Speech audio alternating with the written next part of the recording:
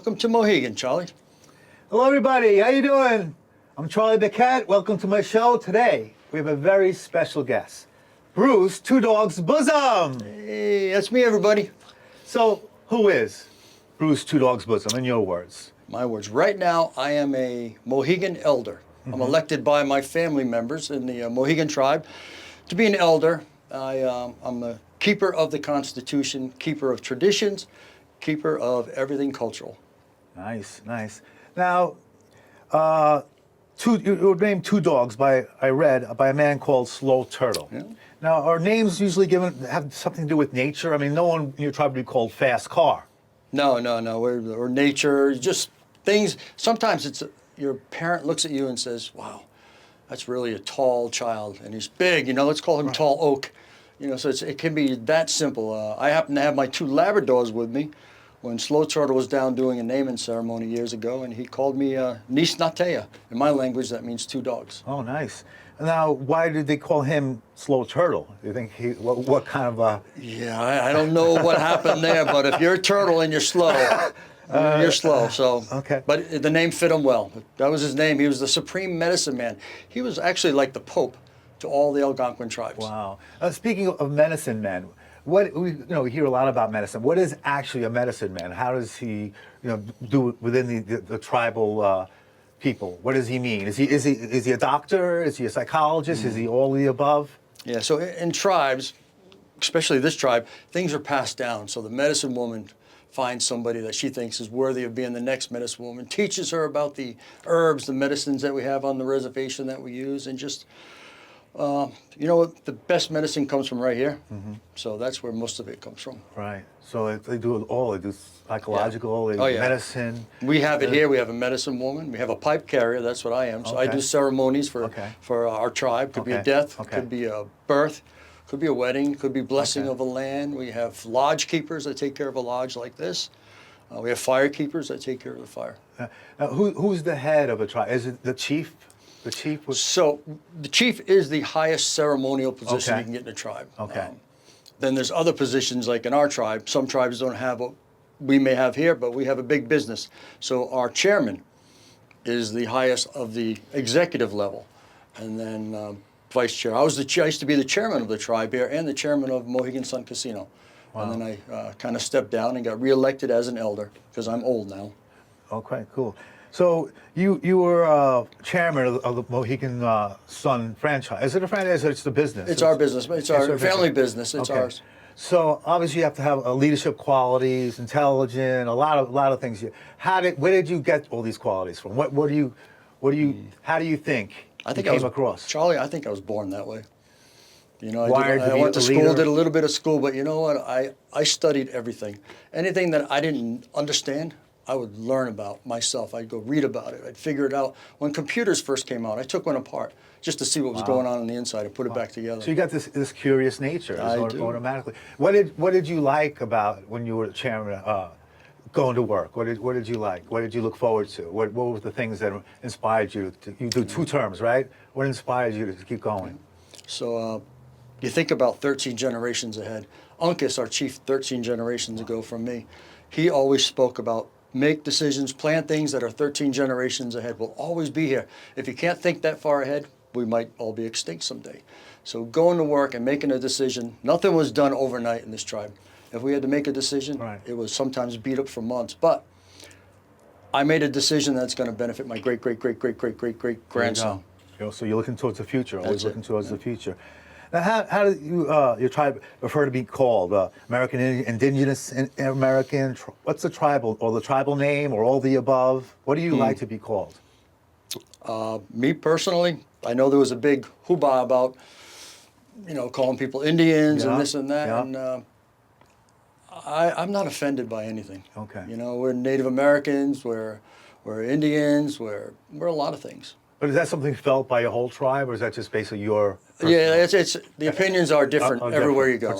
So what don't you like to be called? What's something that you would find offensive if someone called you that? Fat. But other than that, nothing really is going to offend you. Words can't hurt you. So you'll consider the source is a famous line. So How do you feel about the Indians, how they were depicted in the old Wild West movies? You Well, know? some of it was pretty crazy. You know, Yeah. it was pretty wild. It showed us as savages all the Yeah. time, you know. Yeah. Here come those wagon burners. I think John Wayne said that. Yeah, You know. and just, that again doesn't offend you, or you take it for what it is. It was Hollywood trying it to was- produce something, not knowing exactly what. I mean, nowadays people do a lot of research before they make a movie. Right. And they understand more about. They'll come to the tribe. Yeah. You know, they've come to us and asked Yeah, us our yeah. opinion on things before they film it. Remember that show in the '70s? It was called F Troop, Yes, I do. and they had the I think what was the Indian tribe there? I forget, but they're always making jokes and being made fun of. Yeah, And yeah. Again, so that just I was high in the 70s. I don't know. like the '70s. Okay, so great. So again, your mother was a Native American. Yes, I'm Mohegan, yeah. Okay, and your father was Polish. Yes. And you said that makes you what? A Pohegan. A Pohegan. A Pohegan. My father came in 1916 right through Ellis Island Oh. with his parents as a baby, and full-blooded Polish guy. Okay. Stood about half my height. He was a very short little guy, but he married my mother, the Mohegan, and I consider myself a Pohegan. Right. So From the waist down, I'm Polish, by the way. I don't know what that means, but we have to bring his wife here to confirm that. So did you practice both heritage growing up, Polish and Indian? Oh, yes, yeah. My father was very, very into his cooking, all of his Polish foods and speaking language, and my mother, we're around Mohegan stuff all the time here, so yeah. So you say you're a great cook, you like to cook, and you got that from your father? My father, yeah, and my mother. And your mother? When I was little, I used to stand by the stove and help her cook. Okay. And what about some of the talents of your mother that you took from her? Well, The great woman that she strong. was. She had 7 kids. When Seven They kids. got divorced from my father, and she had all 7 of us. And how she survived, we still don't know today. But I mean, she's passed away since. But that woman was one strong woman, and she protected her young. Wow. So you said divorce. So I guess is that frowned upon in a tribal culture? Is it allowed? Is it understood? How do you go to somebody and say, look, I want to get divorced? What do you think Yeah, an no, elder no, would it's- say? yeah, Would it's- just be comforting? Would they? If it's not a good thing, why stay with it? You know, why make everybody miserable? If it's got to be, it's got to be. Sometimes it's for the best. So and you yourself were married and divorced a few times, right? Yeah. Okay. And so you use that same advice. It wasn't going well. Yeah, I consider myself a professional on women now. Oh, professional. So I know everything about them. If you want to know what not to do, ask me. Because I'm unprofessional. I can tell you everything you shouldn't do. Everything you shouldn't do. Okay, give me something I should do. What do women love? What do women? How can you really get a woman to be madly in love with you? What do you got to do? Pay attention to her every day and let her know how beautiful she is, Really? Say, no matter what it takes. Even if you don't like the girl. but won't I give them a big head? Won't they say, hey, if I'm so beautiful, what am I doing with you? I don't know, you got big shoes. You have big shoes, so I'll leave it at that. All right. So if you were 18 again, not that you're that far from it now, but what advice would you give to yourself? Best advice, the one thing I wish I could do is go back and be 18 again, because I would Yeah. spend more time with everybody who's not here today. That is the Yeah. worst thing, is having everybody gone, and you're the next generation. What's that saying? Youth is wasted on the young. Yeah, I would spend every extra minute with my parents, grandparents, aunts, uncles, my son, everybody. What's the best thing you think has ever happened to you? She's sitting right there. Oh, all right. And this is your wife? That's my wife, That's Angela, your- yeah. And when you say what are some of her great qualities that make her the best thing that's ever happened to you? She keeps Be me, careful, or you'll be sleeping in this teepee tonight. Yeah. She keeps me grounded. She brings me back to a lot of youthful stuff, which is nice to see. You know, So she helps you reminisce. yeah, we're 37 years apart in age, so 37 years. Do you want to sit here quickly just so you can see you for a second? This is his wife. Oh, look at this. And this is the best thing that's ever happened to him. she is the best thing that's ever happened. And you keep him grounded, which from knowing him the little that I do know him, it's not an easy thing to do. He's done everything and then some. Oh yeah. Oh, You name it, I've done it. He's the oh, best, though. you. But She's she- the best? Yeah. See, I wish my wife would say I'm the best. No, she tells me every day. So wow, so each day she tells you you're the best. Each day you tell her how beautiful she Yeah, is. There you go. Every There day, you go. 100 times a day, probably. 100 times a day. That's a lot. And you never get tired of that? Being complimented so often? No, I ask for it. Oh, okay. Yeah. Okay, and what's your nationality? I'm Greek. Okay. So All right. we contrast well because he's like very quiet. He takes things in. He thinks about things. And Greek people, we're just going to tell you how we feel. React. Yep. Well, thank you so much. We Thank don't you. have a mic on you, or else we keep you around. But, Oh no! uh, All about him. okay. So, okay, so now you said, what's the best thing that ever happened to you? And from looking at her, I'm not going to argue with that. But what's the worst thing? Oh, boy. Yeah. Well, without making everybody sad and getting sad That's myself, all right. We want it was when I lost we my wanna know son. who you are. Yeah. When you lost your son. Okay. And that really set you back, and I can't even fathom that, you know. But I know people that similar has happened, and it's something they never get Oh, over. yeah, you It's- never get it- every day you'll be sad till the day you Yeah. die. And some people who get sad, unfortunately, do destructive things, and makes it even harder to get over. So if you can overcoming it, to me, is everything. When you Right. because there's so much in this life, there's always something around the corner, and to overcome and be positive. Well, it takes a lot of support to get there. Oh my God! Like Yeah, I I'm have glad you 6 brought that. children. I got Yeah. 6 or 7 grandkids. Yeah. Another one on the way. I There's guess. not much anyone can do without a support system. Support system is where it's at. So you've achieved many goals. You're a professional flutist. You've been in plays. Yeah, I did Been some on The plays. Undercover Boss. You've been in a movie. Tonight you're going to do stand up for the first time. First time because you asked, and guess what? I have a problem with never saying no. Never saying no. If somebody asks me to do something, I will do it. My friend owned a bus company, driving school bus, and I was goofing off one year with my kids that were little, and she said, "I need some help. Can you drive a school bus?" And I said, "Never have, but show me how to do it." Yeah. I drove a school bus, and to this day, 30 years later, 40 years later, those kids still come up to me and say, "That was the coolest bus ride we ever had." Yeah. Because I'd be singing native music. Yeah. All the kids sang with me. I think fear of failure is what keeps people from doing a lot of things. How do you stay away from that? How do you stay positive? How do you think this is going to turn out good? If I do it, it's going to be a positive thing. What's your mindset on that? The Well, process. I don't always know it's going to be But you start positive, off that But way. I start off thinking, you know what? I've never did this before. I could probably do it. And guess what? If I don't do it exactly how it should be done that way, I still did it. Gotcha. You can That's just- accomplish a lot just by take a chance on everything. People who don't take chances miss out on great opportunities in life. There's so many things to do out there, so many opportunities, and tomorrow is not guaranteed. Do it today, enjoy tomorrow. So now that you're not 18 anymore, do you still have this strong strength of trying new things, of taking challenges on? Is it become stronger as you've gotten older? This desire to say, I can do this, I want to do this? Honestly, I run into people that I grew up with, and they say, "You are the same exact person you were when you were 18, when you were 30. Oh, wow. I have not changed one bit. Same drive I've always had. If there's an opportunity to make, if I needed money, if I had to go make money, I'd find a way. I worked over on Fisher's Island. I rode a ferry every day over there. And on the ferry, the guy had donuts and Hershey bars. So I started making egg sandwiches one day and playing the little Beatles on the dock, saying, "I am the egg man, cuckoo, cuckoo." And I sold egg sandwiches for $4 a sandwich and always had $1,000 in my pocket. Okay. So one thing I get from you is you had like this amazing confidence. Where did this come from? Was it your parents? Was it just life? Definitely my parents. You have siblings? Yes, I do. And do they have the same kind of confidence and let's get it done and let's do this as you do? Yeah, pretty much. Yeah. Are I'd say, yeah. they as successful as you are?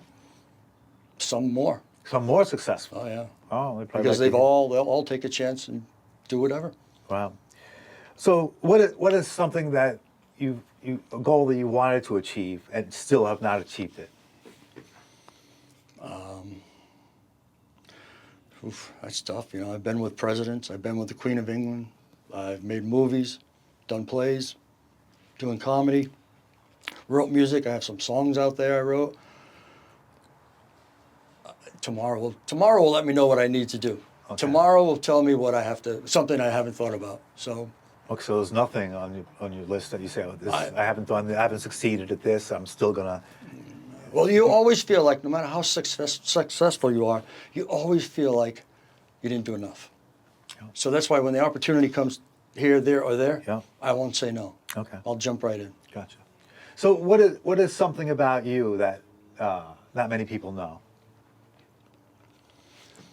You know, believe it or not, I have a big mouth. Everybody, my life is an open book. It's out there on the web. Everything about me, I tell people. I just tell my life story, or just I have nothing to hide. Nothing to feel hide. you're too open. Is that Some people tell me I'm too open. I'm too but open? You know But what? you yourself don't feel that way. Yeah. If someone's willing to listen, you'll oblige them, and right. So the man Harold Tanaquidgeon, who his father, his sister, they built this Tanaquidgeon Museum that we're at today. He used to say, when I was a little kid, I'd go up here and he would tell people, the reason we go to the schools, the reason we tell you all about us, Mohegans, is because we want you to know, because it's hard to not like somebody when you know everything about them. Wow, that's very true. It's very wise. When I see like an Indian tribe, I think wisdom, especially because the medicine man and stuff. Is wisdom something that's held in high regard as far as tribe and being Right. Yeah. a Native American? It is. Yeah. It is. And whether it's having that wisdom to impart. right, and it could be what you know about nature, the wisdom of the nature, wisdom of Yeah. anything, fires, or because these are fires. These rocks are our grandmothers and Yeah. grandfathers. They've been around. How long have these rocks been around on this earth? Since Right, the beginning exactly. of time. How many people have gone by these rocks, touched these rocks? So much is into these rocks right here. So this is all part of our life and wisdom. Exactly. Yeah, on the way up here, you were telling me about this church, about the three women, and how Yeah. that whole history. Right. So, are you like a natural born educator? You like to impart things, lessons, and stuff like that. You get enjoyment out of I do. teaching and sharing. And in this tribe, since the 1930s, we've been doing outreaches to all the schools and centers, or whoever calls. If they want to hear about Mohegans, we all show up in feathers and leathers. And we tell them our stories. And I started doing it in the late 80s with a guy named Red Moon. He was all by himself doing it because Donnie had had a stroke, so he couldn't go out with him anymore. So I started doing it, and I knew my history, but I didn't, at that point, know how to present it out there to the public. So I just took over, and then I created a cultural programs department, all these little things that we do in the tribe now. I just put together and said, we need to do more of this. Wow. So education's important to let everybody know this is who we are. So when you were was the CEO is what you were of the Mohegan? Chairman The of the board for Mohegan Sun, and chairman of the tribe, which is Wow. like president of Okay. the country because we're a sovereign nation. Okay. What was a typical day for you like when you were the chairman? Now you had a lot of things on your plate and a lot of people under you, and you were successful. Very. So what was a typical day, and what's the key, the ingredients to your success, you think? So I'd wake up at home, and this was great. The Boston Globe followed me for 3 days to see exactly what you just asked. Oh, wow. Wake up, all 6 to 8 kids would be sitting there and hungry. I'd cook them all breakfast. Oh, you want eggs? You want pancakes? You want cereal? Boom. And then I leave. And on the way to work, I get a phone call from my mother who lived across the street here. Can you stop and get me some milk? I'm chairman of a $1 billion company. Yeah. Stop and get my mother some milk and Jeez. bring it to her because Wow. it's my mother. Wow. Drive to the office, walk in there, and there's usually panic. You're not going to believe it, so people are stressing. Yeah. And I say, all right, calm down, get everybody up and let's talk about it in a meeting. Let's figure it out. And of course, in business like that, people want to react right away. And I always said, wait 3 days. Most things will fix themselves. Wow. Calm down. Unless it's do or die today, don't worry about it. And my leadership was all calm. Nobody ever saw me upset except for once when I put a hatchet in the table, but that was just to prove a point. Okay, that must have been some point. Point was taken. Okay, so then what? So you're good with people. Yeah. You're a good leader. Oh, yeah. And you feel that a calm and a calm way, take a step back, look at things clearly is a better way than overreacting and histrionics and yelling and screaming and threatening. Yeah. That's not your way. No, that's not my style. That's not your style. Okay. That's why I have the control I used to have on my children when they piss everybody off, and they'd look at me, and I just go, Just that. just the that look right there. Another thing about you that I see, a little bit I know you, is this tremendous energy, which I wish I had. It's like how many hours of sleep do you get a night? Oh, and I try to keep it at 4. at 4 hours, that's really, I wish, I wish I didn't need 12 hours of that. I'm kidding. Well, I'm gonna- eight, but I'm gonna- 4. yeah. But so, does it get to a point where it's you feel you wish you slept more? Is it No. is it not insomnia? It's just what is it? What is it? It's just this desire to live each day and get the most out of each day. Is that why you only sleep have 4? to. You wake up. I get up, and whether I'm going to go sit on the piano and play some music, or just play the guitar, or sit and think about 10 things that could happen today, and have 3 answers ready for each one of them. Just never get caught with your pants down. Now your children, did they get this from you? Are they also this way? No, Wow. So they are their own. But somewhat, some of my qualities they have. But yeah, they're all different. And what do you think about kids today compared to the way it was, back? Oh, it's totally different. Yeah. Totally Do different. you try to light a fire? Do you try to use does that calm technique work with them? Okay, don't play too many video games. Relax. Does that work with them, or do you want to throw down that hatchet and say, "Get the hell out! Let's get to work"? No, I never raised my voice to my children or raised a hand ever. Holy crap! Ever.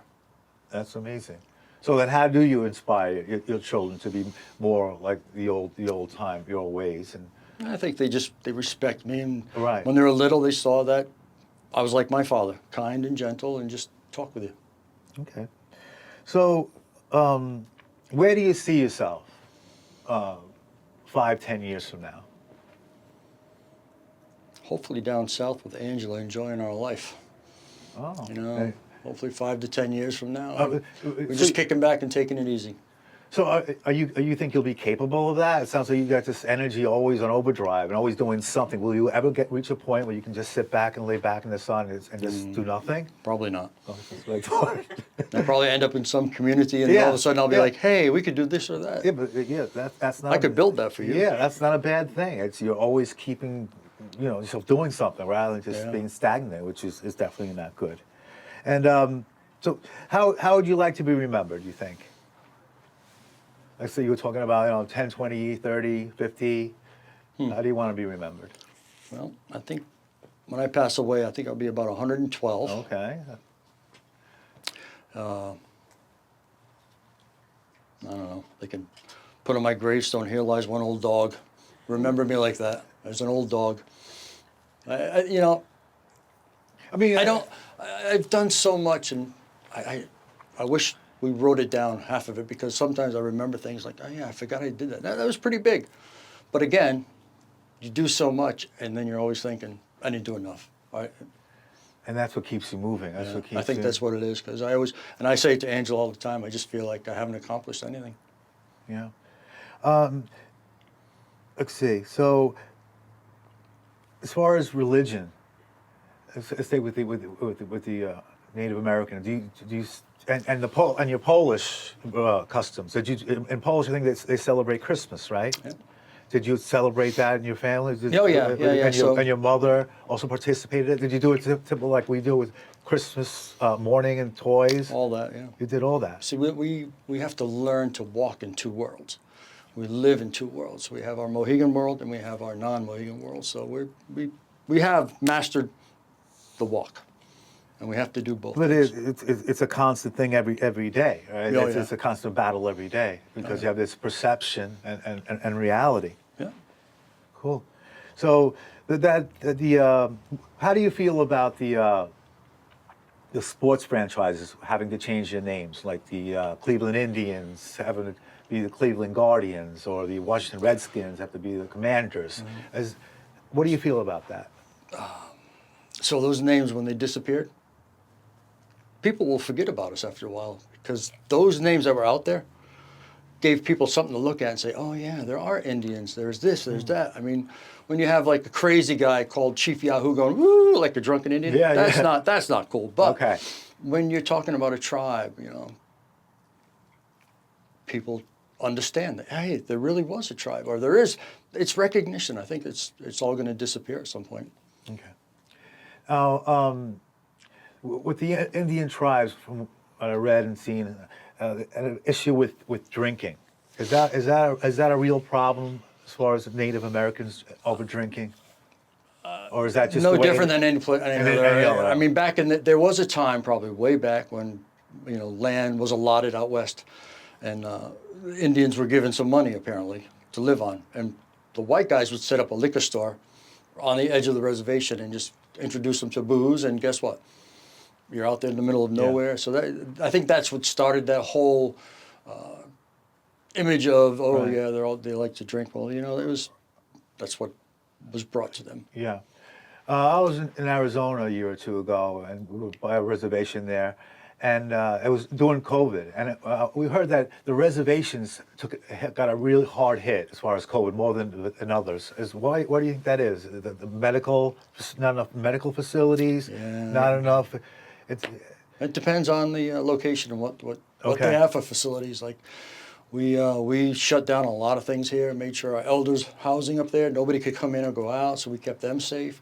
We took very, very good measures to make sure that nobody got sick. Yeah.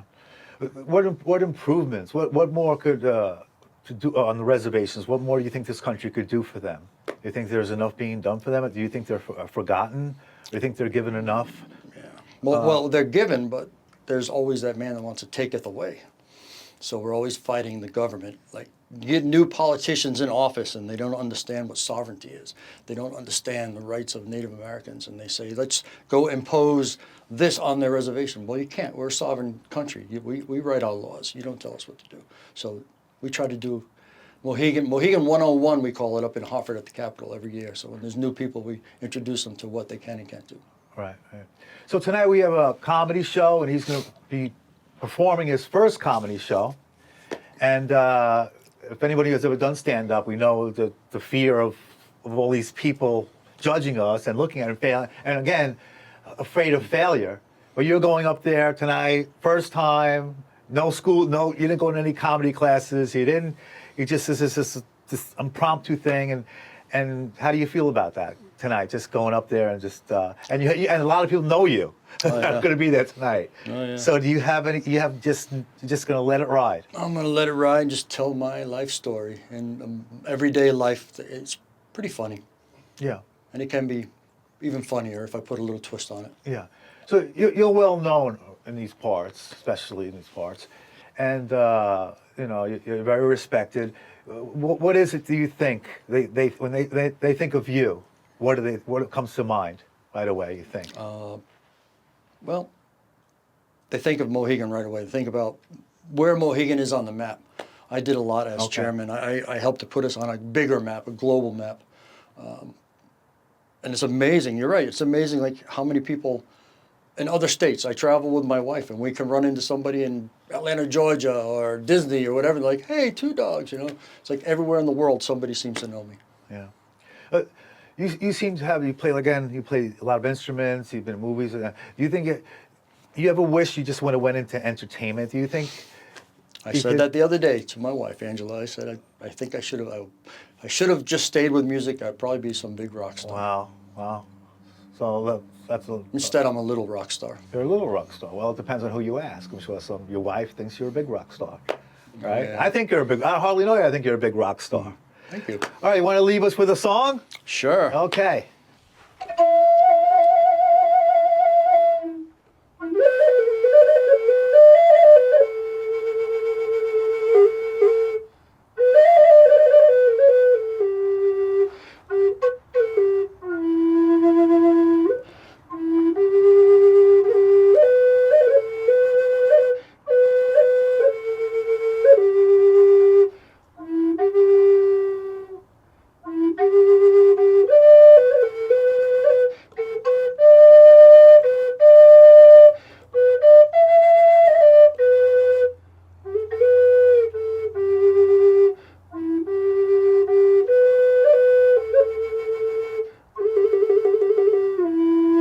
So I want to thank my amazing special guest, Bruce Two Dogs Bozsum. Charlie. I'm Charlie Baquet. We'll be right back. Thank you.